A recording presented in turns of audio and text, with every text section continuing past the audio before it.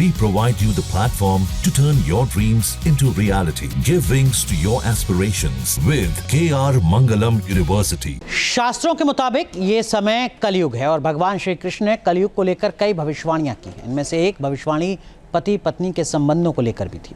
क्या कलयुग में होने वाले विवाह संबंध केवल लाभ और लोभ तक ही सीमित रह गए? कलयुग में पति पत्नी के रिश्ते में प्रेम और सम्मान की भावना कम क्यों होती जा रही है? पत्नियां बागी क्यों हो रही हैं और अपने हाथों से अपना सुहाग उजाड़ क्यों रही हैं?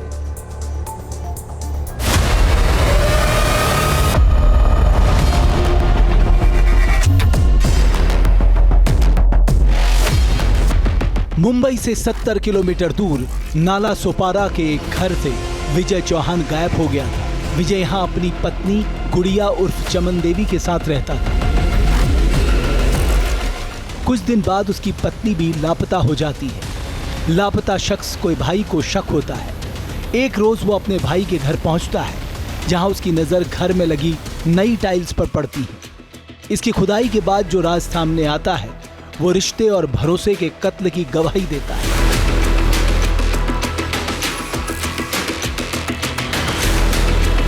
पुलिस के मुताबिक विजय की पत्नी गुड़िया ने अपने प्रेमी मोनू के साथ मिलकर विजय को मार डाला और हैरानी की बात यह है कि गुड़िया ने विजय के भाई से ही वहां टाइल्स को लगवाया जहां विजय को दफनाया था। यहां एक पत्नी ने अपने प्रेमी के साथ मिलकर अपने पति को पहले उसकी हत्या की और बाद में उसे अपने ही घर में दफना दिया। इस वक्त हम उन्हीं तंग गलियों में मौजूद हैं जहां इस सनसनीखेज घटना को अंजाम दिया गया है। मैं आपको अब वो घर दिखा रहा हूं जहां पति की लाश को पत्नी ने घर में दफना दिया था। ये देखिए, ये वो घर है। बताया जाता है कि करीब 1.5 साल से पत्नी का एक लड़के के साथ अफेयर था। ये लड़का कोई और नहीं बल्कि बगल में ही रहने वाला मोनू विश्वकर्मा था। इसी घर में विजय चौहान की पहले हत्या कर दी जाती है और बाद में पत्नी अपने प्रेमी मोनू के साथ मिलकर जमीन खोदकर उसे दफना देती है। और सबसे हैरान कर देने वाली बात यह है कि विजय के भाई को ही बुलाया जाता है घर में टाइल्स बिछाने के लिए। 19 जुलाई से ही विजय की पत्नी गुड़िया लापता थी। हालांकि पुलिस ने आरोपी गुड़िया और मोनू को गिरफ्तार कर लिया है। मुंबई से सटे पालघर के नाला सुपारा में प्रेमी के साथ मिलकर पति की हत्या करने वाली महिला और उसके प्रेमी को पुलिस ने गिरफ्तार कर लिया है। आप देख सकते हैं पुलिस की टीम अब महिला को कोर्ट लेकर जा रही है। बता दें कि महिला ने करीब 10 से 12 दिन पहले अपने प्रेमी के साथ मिलकर अपने पति की हत्या करके अपने घर के ही फर्श के नीचे उसे दफना दिया था। गुड़िया के बेवफा होने की घटना ने जौनपुर में उसके घर से लेकर मुंबई में उसके पड़ोसियों तक को हैरान कर दिया है। 28 साल की गुड़िया का रिश्ता उसके पड़ोसी 20 साल के मोनू के साथ था। यही अवैध रिश्ता विजय की मौत का कारण बना। यूपी के कौशाम्बी जिले से भी एक बेवफा पत्नी का काला कारनामा देश को हैरान कर रहा है। यहाँ के मलकिया गांव में ब्रजेश की पत्नी मालती ने आटे में जहर मिलाकर पूरे कुनबे को खत्म करने की साजिश रची थी। मालती ने आटे में सल्फास मिला दिया था। सऊदी अरब से लौटे ब्रजेश को जब आटे से बदबू आई तो उसे शक हुआ और बेवफा पत्नी की साजिश सामने आ गई।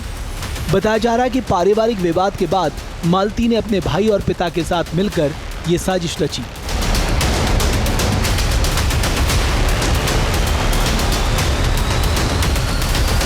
देश की राजधानी दिल्ली भी 14 जुलाई को बेवफा पत्नी की करतूत से दहल गई थी।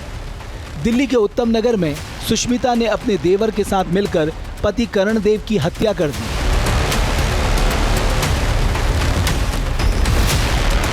पहले उसे 15 नींद की गोलियां दी, लेकिन जब वो नहीं मरा तो इंस्टाग्राम चैट पर सलाह लेकर इलेक्ट्रिक शॉक देकर दर्दनाक मौत दी। दिल्ली पुलिस के मुताबिक हत्या के दौरान सुष्मिता और उसके आशिक राहुल देव करण का चचेरा भाई भी है।